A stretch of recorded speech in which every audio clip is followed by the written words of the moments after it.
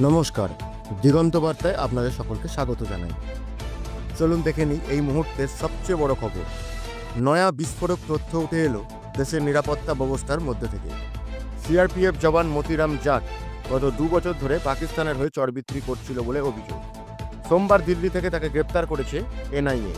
জানা গিয়েছে 2023 সাল থেকে ভারতের গোপন তথ্য পাচার করছিল সে পাক গোয়েন্দাদের কাছে। শুধু তথ্যই নয়, এর বিনিময়ে সে পাচ্ছিল মোটা অঙ্কের টাকা।